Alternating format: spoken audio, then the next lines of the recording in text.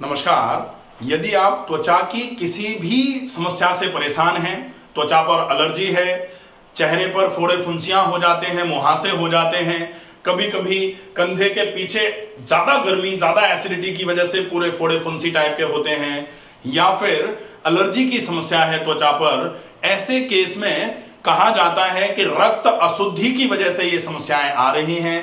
रक्त अशुद्धि कहां से होती है? आयुर्वेद ने बहुत क्लियरली कहा हुआ है, आंत्र अशुद्धो रक्त अशुद्धि। आंतों की अगर अशुद्धि होगी, आंतों में खराबी आएगी, तो निश्चित ही रक्त भी खराब होना चालू हो जाएगा, जिसकी वजह से आपकी त्वचा पर समस्याएं आना चालू हो जाती हैं। रोग का इलाज कैसे होगा? सबसे पहले आपको जहां से गड़बड़ी आ रही है वहां से सफाई करनी पड़ेगी। तो आंत की वजह से अगर रक्त खराब हो रहा है और रक्त की वजह से अगर त्वचा में गड़बड़ी आ रही है, तो सबसे पहले आंत की शुद्धि करनी पड़ेगी। और आंत की शुद्धि करने के लिए, आंत में अशुद्धि कहां से आती है? कहा जाता है आहार अशुद्धो आंत्र अशुद्धि। आहार अगर अशुद्ध होगा तो आंतों में गड़बड़ी आएगी। अब आंतों में गड़बड़ी आहार के दो तरीके से आएगी कि एक तो आहार अशुद्ध और दूसरा आहार अशुद्ध, और दूसरा क्या? अगर आंतों में अशुद्धि आ रही है तो आहार अगर ठीक भी है और अगर आपने व्यायाम नहीं किया तो व्यायाम की कमी के चक्कर में अच्छा आहार जो आपने, अच्छा भोजन जो आपने आंतों में, आमाशय में पहुंचाया था, वो पचेगा नहीं, उसकी अपच होगी। और अपच होती हुई जो है वो अजीर्ण करा करके फर्मेंटेशन कराना चालू कर देगा, और जहां खाना सड़ना चालू होगा, डेफिनेटली अगर सड़ गया खाना तो फिर वो अशुद्ध हो जाएगा, और वो अगर आंतों में जाएगा तो फिर आंतों को फिर से अशुद्ध कर देगा। तो शुद्ध भोजन लेकिन व्यायाम की कमी भी आपकी आंतों को खराब कराने का काम करती है। इसलिए आहार शुद्धि के साथ साथ में नियमित व्यायाम, तो शुद्ध आहार और नियमित व्यायाम, दो चीजें अगर आप करेंगे तो निश्चित ही आपके ये जो स्किन में, त्वचा में जो समस्या आ रही है, ये ठीक होना चालू हो जाएगी। इसको ठीक करने के लिए क्या करना पड़ेगा? सबसे पहले आपको क्या करना पड़ेगा? आंतों को साफ करना। तो एक तो आंतों को साफ करना, दूसरे नंबर पर आंतों को साफ करने के बाद, आंतें साफ होंगी तो ही रक्त साफ होगा। तो आंतें साफ कर दी, इसका मतलब रक्त मतलब खून साफ हो गया। अब खून साफ हो गया तो साफ खून त्वचा पर जाएगा तो त्वचा पर गंदगी नहीं फैलाएगा, जिसकी वजह से त्वचा धीरे धीरे करके ठीक होना चालू हो जाएगी। लेकिन अगर खून साफ करने के बाद त्वचा में आराम हो गया, लेकिन आंतों को साफ कर तो दिया था, रखा नहीं साफ, फिर से खराब खाना खाया, आंतें फिर से गड़बड़ हो गई, आंतें फिर से गड़बड़ हो गई तो रक्त फिर से गड़बड़ हो गया, और रक्त फिर से गड़बड़ होकर के त्वचा पर फिर गया तो त्वचा की फिर से समस्या खड़ी हो गई। इसके लिए क्या करना पड़ेगा? आंतों की सफाई करने के साथ साथ आंतों की सफाई रखने की व्यवस्था करनी पड़ेगी। तो आंतों की सफाई रखना कब आवश्यक है, कैसे पॉसिबल है? जब आंतें साफ करने के बाद आहार लगातार ध्यान रख करके लिया जाए और नियमित व्यायाम करते रहा जाए, ताकि खाने का पाचन सुचारू रूप से होता रहे, आंतें बिल्कुल ठीक बनी रहें, तब जाकर के आंतों की सफाई करना, आंतों की सफाई रखना, और आंतें साफ करके अगर आंतें साफ रखी जाएंगी तो रक्त पूरे शरीर पर शुद्ध होकर घूमता रहेगा, और पूरे शरीर में शुद्ध रक्त का संचार जब होगा तो पूरे ही शरीर की क्षमताएं बहुत अच्छे तरीके से बढ़ना चालू होती हैं। जब तक ये बात समझ में नहीं आएगी तब तक त्वचा के रोगों का इलाज बड़ा मुश्किल है। त्वचा के रोगों में बहुत आवश्यक होता है आप अपने पेट को पूरे तरीके से साफ कर लें। सामान्य तौर पर पुराने समय से ही कहा जाता था कि त्वचा के रोग तो पेट के रोगों की वजह से होते हैं, रक्त के विकार हैं त्वचा के रोग। तो रक्त के विकार मतलब रक्त की अशुद्धि।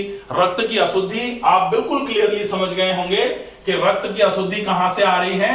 आंत से आ रही है, क्योंकि आयुर्वेद में बहुत क्लियरली बोला गया है रसो रक्तः। रसो रक्त मतलब रस से ही रक्त बनता है, और रस किससे बनता है? रस बनता है आहार से। तो अगर आहार से रस बना और उस रस से रक्त बन रहा है तो फिर रक्त कैसा बनेगा? जैसा आहार होगा वैसा ही तो रक्त बनेगा। तो इसीलिए कहा जाता है आहार मतलब अन्न या फिर फल या फिर जो भी आप खा रहे हैं तो जैसा खाएं अन्न के लिए कहते हैं, जैसा खाएं अन्न वैसा हो रक्त, रक्त के बाद रसो रक्त ततो मासः मासोन मेद प्रजायते, मेद सो अस्थि, अस्थि सो मज्जा, मज्जा शुक्र प्रजायते। ये जो बोला जाता है पूरा पूरे सप्त धातुओं का निर्माण होता है। सप्त धातु मतलब शरीर का निर्माण हो रहा है। अब जब जैसा अन्न वैसा रक्त, तो पूरे के पूरे सप्त धातु हैं, पूरी 7 धातु, और जैसी 7 धातु वैसा ही शरीर, तो जैसा शरीर फिर वैसा ही मन। इसलिए कहा जाता है जैसा खाएं अन्न वैसा हो मन। तो इसको अपने को समझने की आवश्यकता है कि आप अगर आहार पर काम करेंगे तो पूरा शरीर धीरे धीरे करके ठीक होना चालू हो जाएगा। पूरे शरीर के साथ साथ मन के रोगों में भी आहार का बड़ा महत्व है। अगर आप लगातार तामसिक प्रकृति का भोजन कर रहे हैं, अगर आप लगातार, इसीलिए कहा जाता है ना, शोक में, भय की अवस्था में या क्रोध की अवस्था में भोजन ना किया जाए। तो शोक, भय और क्रोध की अवस्था में अगर भोजन किया जाता है तो वो भोजन के साथ में जो आप सोच रहे थे, जो आपके मन में विचार चल रहे थे, वो आपके शरीर में पहुंचते हैं और वो आपके मन को दूषित करने का काम करते हैं, जिसकी वजह से कई समस्याएं आजकल फैलती चली जा रही हैं। तो इन चीजों का विशेष ध्यान रखना है। अब साथ में ये देखना है कि आहार, आंतों की सफाई करके आपने आहार को साफ रख लिया तो आंतें साफ होंगी। अब आहार शुद्धि करके आंतों की सफाई होती तो है लेकिन टाइम लेती है।